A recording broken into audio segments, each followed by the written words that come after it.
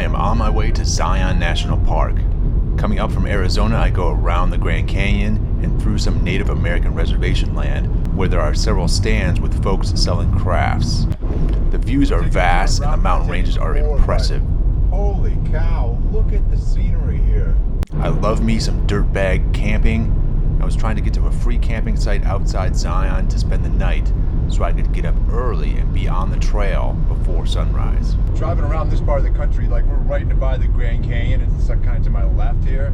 But driving, the roads are very limited because of these massive geological features. Like the Grand Canyon, it's a 100-mile route, 120-mile route going around that, just on one side of it. So yeah, there's not much choice in highways or roadways getting where I'm going here. Look at this. The view from the top. So this is the campsite for tonight. We're in southern Utah near Zion. It looks like we're in a sand pit over here, but then over here we have cottonwood trees and a little stream. It's like an irrigation ditch or something over here. Pretty interesting.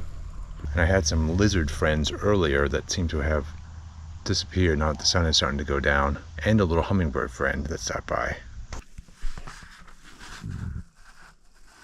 It's 3:30 in the morning. I tried sleeping in the van again and it didn't work very well. Didn't get very much sleep. This is how we like it. There's nobody else on the road. We're the only ones up at this time of the day. So we've made it to Zion National Park. The stars are pretty awesome, but everything seems to be locked down at 4 o'clock in the morning. So I'm currently trying to figure out when everything opens up. Trying to get photos of sunrise and stuff, this seems to be problematic. Just packing my bag, a little day pack for my hike. I guess I'm going on the Narrows because everything else is closed. That will be my hike for Zion, I guess. I was going to do the Overlook Trail, but that is closed due to a rock fall. I'm looking for my cookies. Little Subway cookies. I was going to use these when I got to the top of Observation Point. But I guess we're going to use them when we get somewhere in the Narrows. I don't know. But put those in my little bag. I hadn't planned on it, but being on the first bus of the day meant that I was on the first bus out to the Narrows, and that put me in a unique position. And due to my nervous disposition, I just had to pass everybody on the trail once I got off the bus. And so it wasn't until I was already in the water that it dawned on me that if I just walked faster, I could be out in front of everyone by myself and have the experience of being on the trail by myself.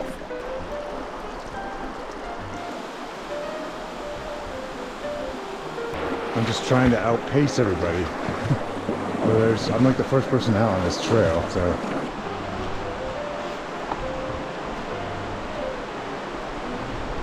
This is a great walk in the creek right here. Water's a little chilly, but not bad. Haven't done my cold plunge lately.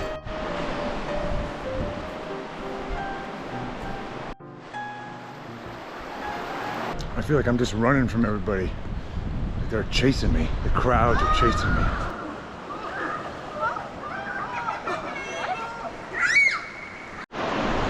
I gotta be careful when I'm crossing these streams to make sure because these rocks are slippery. And as farther you go out on the trail, the slipperier they get. And then when I'm walking up on these rocks, I gotta be careful because a lot of these sections are there. They will twist your ankle, no problem. Slip off one of these rocks. Slipping hazard is huge out here for sure. Look at this section though.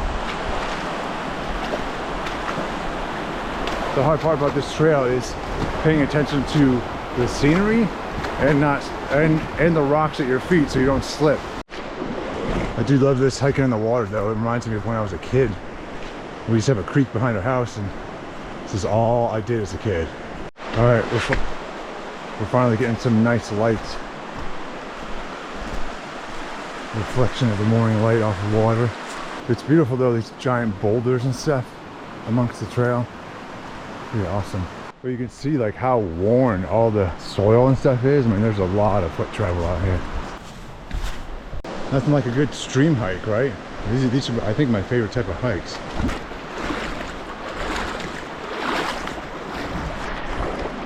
So far, it's only got about waist deep. That was right at the beginning. Look at this. The view is crazy, man. I'm having a great time, though. I could, like, twist my ankle at any moment, though.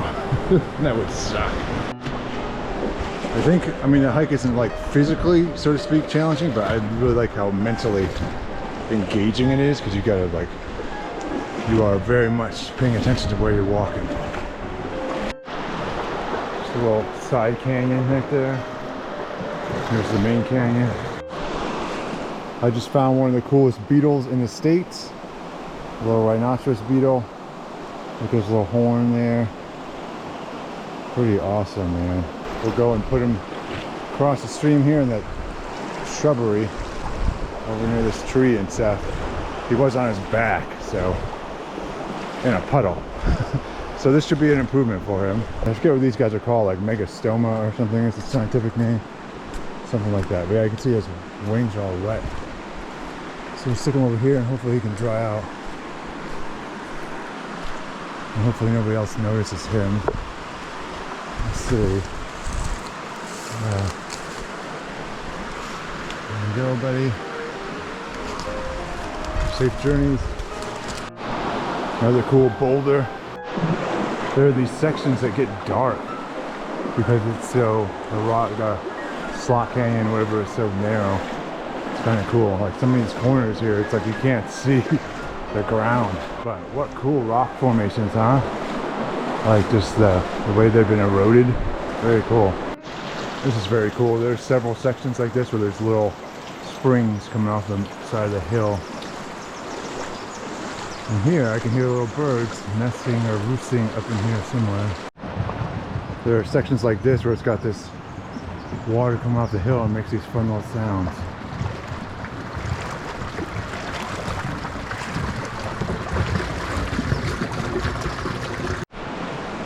A little bit of sun peeking around the corner, which is pretty. Well, I think this is the deep section. That's like maybe over my head right there.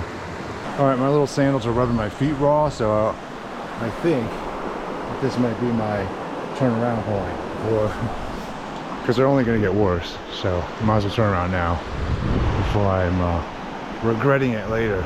Yeah, this is my midway point. I'm going to turn around here. I guess we're at like 4 something miles, a little bit right at 4 miles or something like that, according to somebody else that passed by.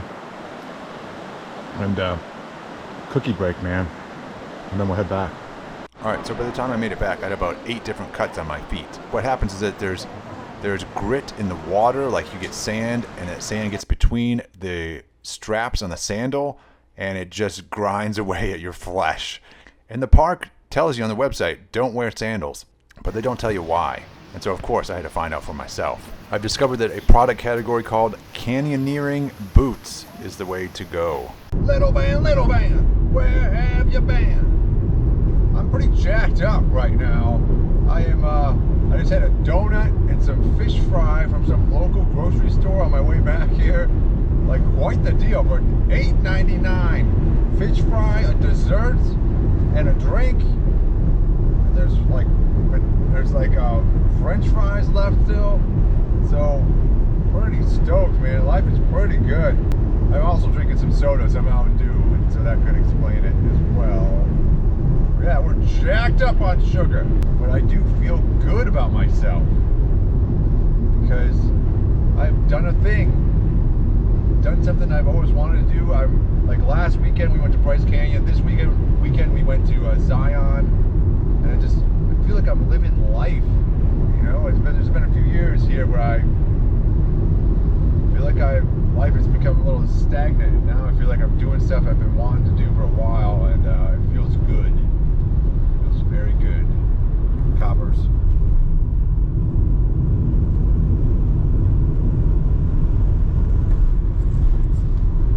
Coppers, they're looking for people jacked up on Mountain Dew. Alright, A. Look at this rock. Bonkers. And then B, look at this porta potty. This is the most epic spot for a porta potty I've ever seen.